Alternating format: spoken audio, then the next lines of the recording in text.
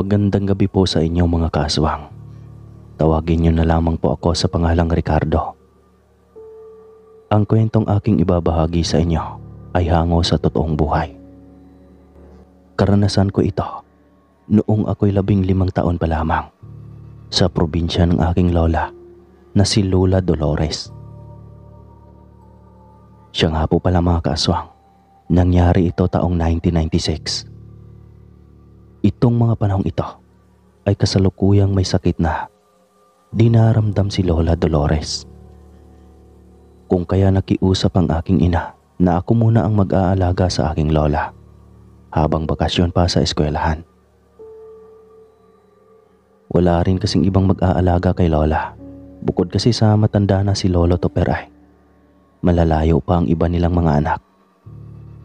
Tanging ang aking ina lang ang malalapitan nila ng madalian. Dahil sa isang baryo lang naman ang pagitan kung saan kami nakatira, sa tirahan nila Lola Dolores. Sige nay, ako na lang po muna ang magbabantay kay Lola. Tutal wala pa namang pasok sa eskwelahan eh. Pasang-ayon ko sa suhestyon ng aking ina. Salamat anak ha.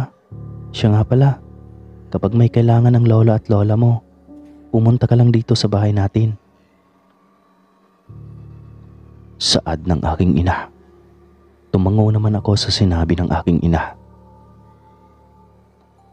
Kinahaponan nga ay agad na akong umalis sa bahay at naglakad na papunta sa kabilang baryo. Pasado 4:00 na ng hapon ng mga sandaling iyon. Kung kaya nagmamadali na akong maglakad para bago pa sumapit ang dilim, ay makarating na kaagad ako sa baryo ng mga magulang ng aking ina. Mahigit 1 oras po kasi ang aking lalakarin bago ako makarating sa baryo nila, sa kadahilanang medyo nasa liblib na bahagi na ng baryo ang bahay ni Lola Dolores. Habang naglalakad na ako sa daanan ay napapansin kong tila may nakasunod sa akin. Kung kaya napalingon ako at doon nga ay nakumpirma kong may matandang babae ang nakasunod sa akin. Medyo kuba na ang matandang babae.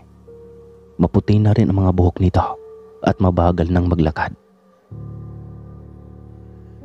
Bahagya naman akong natuwa dahil sa wakas ay may makakasabay akong maglalakad papunta sa kabilang baryo. Hindi na ako mayayam at maglakad sa daanang mag-isa. Medyo binanggalan ko ng kaunti ang aking paglalakad, mga kaaswang, para maabutan ako ng matandang babae at magkasabay kami sa paglalakad. Ilang sandali pa ay tuluyan na ako nitong naabutan, kaya naman naglakas loob na akong magsalita. Lola, saan po ang punta niyo? Doon ho ba kayo tutungo sa kabilang baryo? Nakangiti kong tanong sa matanda at nilingon ko ito sandali. Nung masipat ko ang mukha ng matanda, mga kaaswang ay bigla akong nakaramdam ng kaba dahil sa may piklat na pahiwa ang mukha nito mula sa noo papunta sa bibig.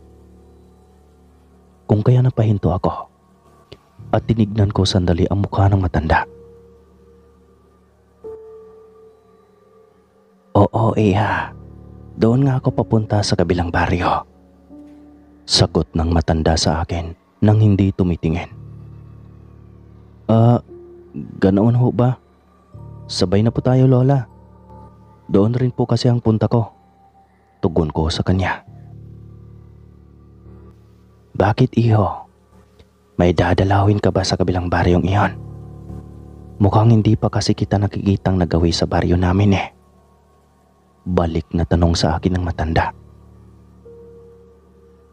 Nang mapag-alaman kong nakatira rin pala sa baryo kung saan naroroon ang mga magulang ng aking ina, ay biglang nawala ang pangamba ko ng mga sandaling iyon at napahinga ako ng maluwag. Doon po kasi nakatira ang lola ko. Kaya papunta po ako sa kanila ngayon at doon muna ako maninirahan. Nakangiti kong sagot sa matanda. Ganoon ba? O siya, sige. Tara, Sabay na tayong maglakad. Aniya sa mahina at garalgal na boses. Habang magkasabay na kaming maglakad ay marami pa kaming napag-usapan ng matandang babae na napag-alaman kong siya pala si Manang Juana at napag-alaman ko ring kapitbahay lang ito ni Lola Dolores. Ngunit ang ipinagtataka ko lang ng mga sandaling iyon at napatanong ako sa aking isipan. Bakit ganoon? Kanina pa kami nag-uusap ni Manang Juana pero hindi man lang ito sumusulyap sa akin o tumitingin man lang. Para bang iwas na iwas siyang makita ko ang mga mata niya. At isa pa, may naaamoy rin akong kakaiba na nagmumula sa matanda na para bang amoy aso ito. At ilang araw nang hindi naliguan, kaya medyo lumayo ako ng kaunti sa kanya para hindi niya ako mahalatang nababahuan ako. Makalipas ang ilang minutong lakaran, ay narating na namin ang baryo kung saan nakatira ang mga magulang ng aking ina. Habang naglalakad kami papasok sa baryo ay nagtataka ako dahil napapansin kong tila kakaiba kung makatingin sa amin ang mga taong naroroon na para bang may gustong sabihin ang mga ito, ngunit hindi nila masabi-sabi sa akin. May mangilan-ngilan pa akong nakikitang sumisinya sa akin na para bang pinapalapit ako. Ngunit hindi ko naman kilala ang mga ito. Kung kaya nagpatuloy lang ako sa paglalakad, kasabay ang matandang si Manang Juana. Hanggang sa ilang minuto pa ang lumipas ay tuluyan na kaming nakalagpas sa mga kabahayan. At tinahak na namin ang isang maliit na daanan na kasya lang ang 2 tao. Sa gilid naman ay puro talahib na at naglalakihang mga punong mayayabong. Habang naglalakad kami ay may naririnig akong kakaiba na para bang asong humahangos iyon. Kaya naman napatingin ako sa matandang si Manang Juana at nagsabing, "Manang, naririnig mo ba yung naririnig kong ingay na parang asong hinihingal na sumisinghap-singhap?" Bumaling sandali sa akin ang matanda. Sabay iniwas kaagad ang paningin at nagsabing, "Wala naman akong naririnig, iho. Baka guni-guni mo lang iyong naririnig mo." Habang nagsasalita ang matanda ay napapansin kong para bang pinipigilan nitong huwag tumulo ang laway niya sa bibig dahil sa mayat-mayat itong nagpupunas ng bibig. At napansin ko ring biglang kumislap ng kakaiba ang mga mata nito na para bang mata iyon ng pusa. Kaya naman sinabi ko sa matanda na kailangan ko ng magmamadali at kanina pa ako hinihintay ni Lolo Toper. Medyo nakaramdam na kasi ako ng kakaiba ng mga sandaling iyon, mga kaaswang. Lalo na't magtatakip silim na at malayo-layo na kami sa mga kabahayan. "Manang, tara na po. Bilisan na po nating maglakad. Magdidilim na kasi. Wala pa naman tayong bitbit na ilawan."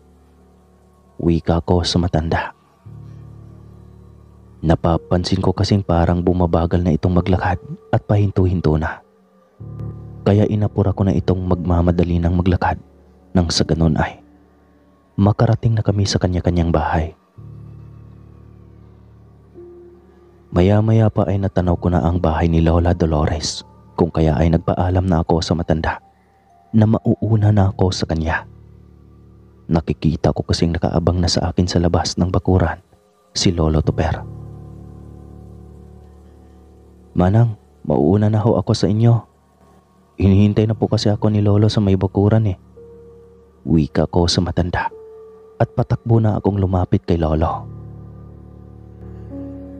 Nang makalapit na ako sa kanya ay napakunot noo itong nagtanong sa akin kung bakit kasama ko ang matandang kapitbahay nila. Sinabi ko naman sa kanyang nakasabayan ko lang sa daanan yung matanda at nalaman ko rin kapitbahay lang pala ito ni Lolo. Kung kaya sinabayan ko na itong maglakad Baka kasi mapano pa ito sa daan, lalo na't magdidilim na. Isa pa, matanda na iyon, baka mamaya may mga ligaw na hayop itong makakasalubong sa daanan. Mahirap na. Ay nako, ikaw talagang bata ka. Wala ka pang masyadong alam sa mundo. Kaya huwag kang masyadong magtiwala sa mga nakapaligid sa iyo. Maliwanag ba? Wika sa akin ni Lolo Topper habang ginugulo nito ang buhok ko. Opo Lolo Topper, natatawang tugon ko bago kami pumasok sa loob ng bahay. Pagkapasok ko ay nakita kong nakaupo lang si Lola Dolores sa paboritong upuan nitong tumba-tumba, kung kaya lumapit ako at nagmano ako dito.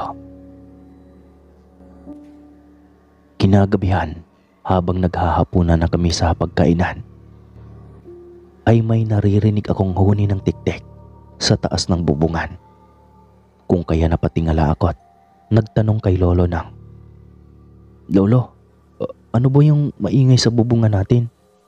Kanina ko pa iyon napapansing paikot-ikot lang. Ibon ba yon?" "Huwag mo nang pansinin yan, apo. Sige na't magpatuloy ka na lang kumain dyan." Tugon nito sa akin.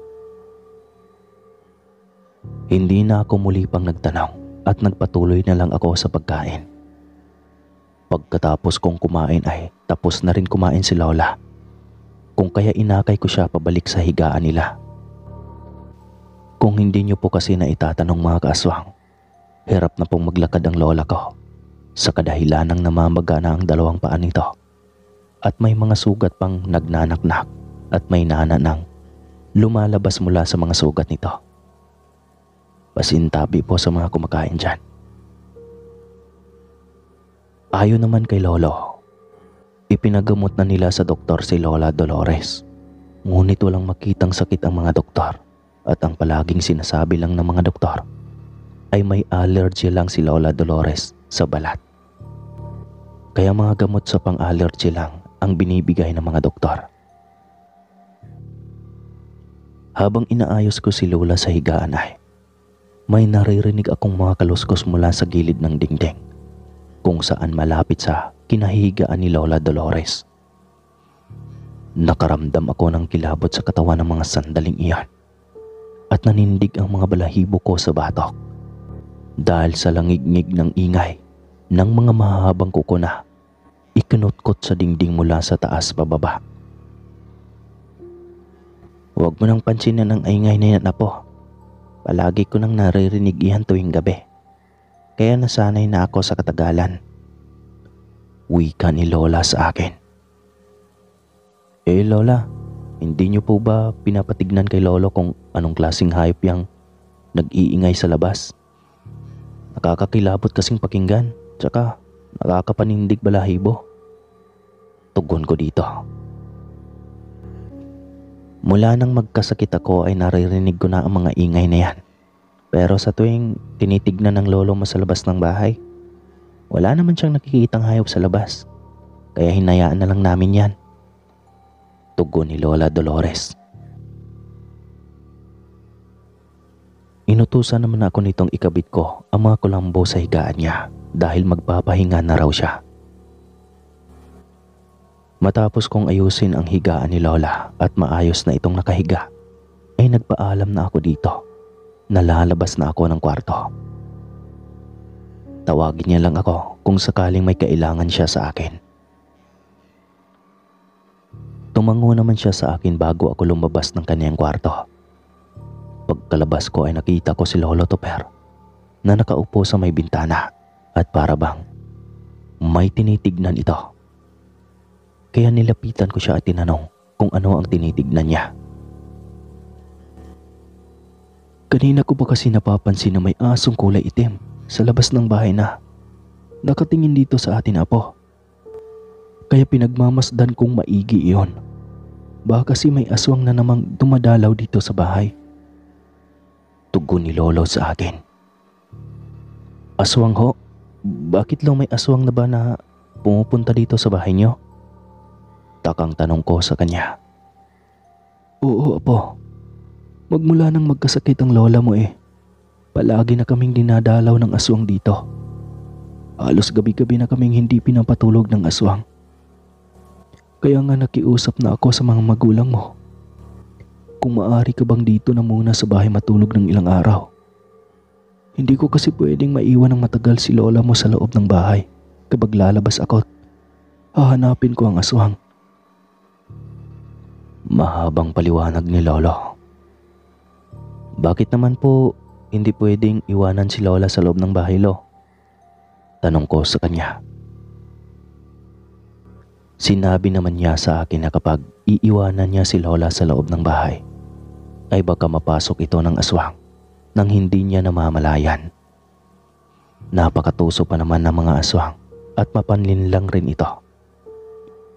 Sinabi niya rin sa akin na may pinaghihinalaan siyang kapitbahay kung sino ang palaging umaaswang kay Lola Dolores. Dahil ayon umano sa kanya, minsan niya nang naabutan ng kapitbahay na yon na nasa labas ng bahay at nakatingin lang sa gawi kung saan ang kwarto ni Lola Dolores. Aniya pa, partida 3:00 ng madaling araw pa ng mga oras na iyon nang makita nila ang kapitbahay nilang nakatayo lang sa labas ng bakuran habang titig na titig itong nakatingin sa bahay nila lolo. Tinanong ko naman si Lolo Topper kung sinong kapitbahay ang tinutukoy niya. Tsaka ko nasasabihin sa iyo, Apo, kapag talagang nakumpirma ko nang siya nga talaga ang umaaswang sa lola mo. Tugon ito sa akin. Pagkatapos naming mag-usap, agad na akong tumayo at nagtungo sa kusina para magtimpla ng kape. Habang nagtitimpla ako ng kape, mga kaaswang, may kakaiba na talaga akong presensyang nararamdaman sa paligid. Para bang may kung sinong tao ang nagmamasid sa akin mula sa labas ng bahay. At pakiramdam ko ay nagpaikot-ikot lang iyon sa bakuran. Kaya naman minabadali ko na ang pagtimpla ko ng kape at kaagad na bumalik sa pwesto kung saan naroroon si lolo't nakaupo. Pagkalapit ko kay lolo ay agad na inabot ko ang isang basong kape at umupo na rin sa tabi nito. Maya-maya pa, habang nasa kalagitnaan na kami ng kwentuhan ni lolo ay napansin kong hindi na talaga mapakali pa si lolo mula sa kinauupuan niya.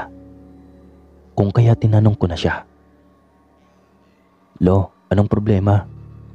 Bakit para yatang hindi kayo mapapakali dyan sa kinauupuan niyo? Tanong ko dito. Agad naman itong tumayo at kinuha ang buntot ng paging nakasabit sa bintana. Pagkatapos ay naglakad na papunta sa may pintuan, kaya sumunod na rin ako sa kanya. Nakita ko na naman yung kapitbahay nating umaali-aligid dito sa bahay. Kaya maganda ka, Ricardo. Mukhang mapapalaban tayo ngayon. Isarado mo ang pintuan ng maigi pagkalabas natin. Utos ni lolo sa akin bago inabot ang itak. Pagkatapos ay nagmadali na itong lumabas ng bahay. Kaya kaagad na sumunod na ako sa kanya at isinara ko ng maigi ang pintuan. Noong nasa labas na kami ng bahay, mga kaaswang, sa maniwala po kayo't sa hindi, kitang-kita ko ang isang matandang babae na nakatayo sa may bakuran ng bahay ni lolo. Sabog na sabog ang buhok nitong nagtataasan habang tumutulo ang mga malalapot na laway nito. Bahagya ko pang tinitigan ang matanda dahil sa pamilyar sa akin ang mukha niya. Ilang sandali pa ay biglang sumagi sa aking isipan ang matandang babaeng si Manang Juana na nakasabayan ko kanina sa daanan. Kaya naman napaatras ako ng bahagya at tinitigan ng maigi ang matanda. Nang matitigan ko na iyon ay nanlaki ang aking mga mata at nanindig ang aking balahibo sa batok. Sa kadahilan ng kitang-kita ko ang kulay pulang nagbabaga na para bang uling na may apoy ang mga mata ng matandang babae. Hayop kang aswang ka. Ngayong nakumpirma ko nang ikaw talaga ang umaaswang sa amin. Papatayin kitang demonyo ka. Narinig kong sigaw ni Lolo.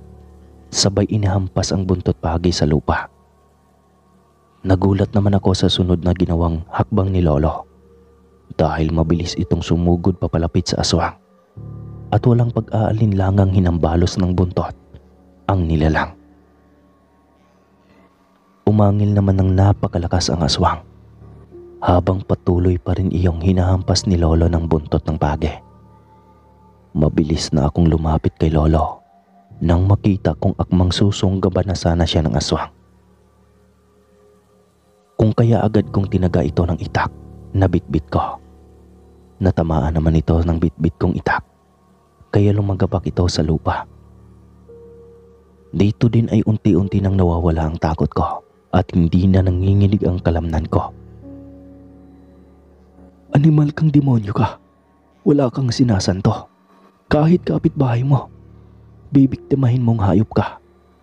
Wala kang sinisinong tao. Maibsan lang yang kalamnan mong linti ka. Galit na wika ni Lolo nang malapitan niya ulit ang aswang. Pagkatapos ay walang habas na hinambalos niya ito ulit ng buntot pagi. Nang matamaan naman ang aswang ng buntot ng pagi ay nakita kong namimilipit iyon sa sakit at nakita ko ring nagpupumilit itong gumapang sa lupa papalayo sa amin. Kaya naman ang ginawa ni Lolo ay hindi niya tinitigilang hambalosin ang nilalang hanggang sa nangisay na iyon sa lupa. Lolo, tama na po yan. Baka mapatay niyo po ang kapitbahay niyong aswang. Saway ko kay Lolo habang pinipigilan ko ito sa ginagawa. Tila nahimasmasa naman si Lolo nang marinig niya ang mga sinasabi ko. Kaya pinaalis niya na lang ang aswang at nagsabing, lumayas ka dito sa baryo dahil kung hindi, baka mapapatay na talaga kitang animal ka. Nang gigigil na wika ni Lolo habang dinuduro ang aswang. Napansin kong nangangatog na si Lolo Topper dahil sa gigil niya sa aswang at baka mamaya ay atakihin ito ng high blood. Kung kaya ay iginaya ko na lang si Lolo papasok sa loob ng bahay at iniiwan naming nakalupasay sa bakuran namin ang nilalang. Maya-maya pa, pagbalik ko ng tingin sa bakuran ay hindi ko na nakita pa ang matandang aswang. Sa halip ay isang pusang kulay itim ang nakita kong pasuray-suray na naglakad palabas ng bakuran namin. Lo, ayos ka lang ba?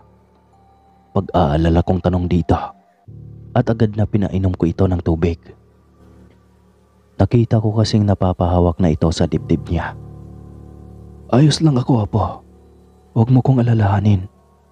Ang lola mo, tignan mo sa kwarto kung ayos lang ba siya. Utos nito sa akin. Agad naman akong pumunta sa kwarto nila. Nung makita kong mahimbing nang natutulog si Lola ay bumalik na ako sa sala at muling inasikaso si Lolo. Kinabukasan nga ay agad na nabalitaan naming namatay na ang matandang si Manang Juana. At dahil sa wala itong mga kamag-anak sa baryo ay dinala ang bangkay nito sa barangay hall. At noong suriin nga ng mga tanod ang katawan ng matanda ay nakita nilang maraming galos at mga peklat na animoy. Hinambalos ng sinturon ang matanda. Nalaman ko ring matagal na pala itong bantog na aswang sa baryo nila Lolo. Magmula nang tumira ang matanda sa kanilang baryo, ay sunod-sunod na ang mga nagkakasakit na mga bata at matatanda.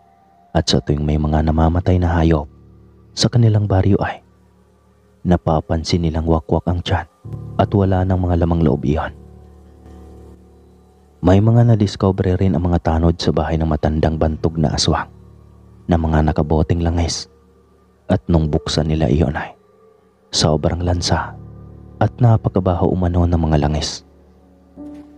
May mga buto ring hindi mo mawari kung tao ba o sa hayop o anong klaseng buto iyon. Dahil sa wala namang kamag-anak ang matanda. Kung kaya, inilibing na lang kaagad ito ng mga barangay tanod at ang bahay nitong tinitirhan ay sinunog nila. Magmula po noon mga kaaswang ay wala na po kaming naririnig na mga huni ng tiktik, mga kaluskos sa gilid ng dingding. Unti-unti na ring humuhupa ang pamamaga ng paa ni Lola Dolores at yung mga sugat niyang nagnanaknak ay bigla na lang natuyo hanggang sa tuluyan na itong gumaling. Magmula po noon ay tumahimik na muli ang kanilang baryo. Wala na ring mga napapabalitang may namamatay na hayop. At hanggang dito na lang po ang aking kwento mga kaaswang. Maraming salamat po at naway isa sa mga mapili niyong i-ere ang aking karanasan. Lubos na gumagalang, Ricardo. At ito po si Caspar at nagsasabi palagi na ingat mga alam niyo na.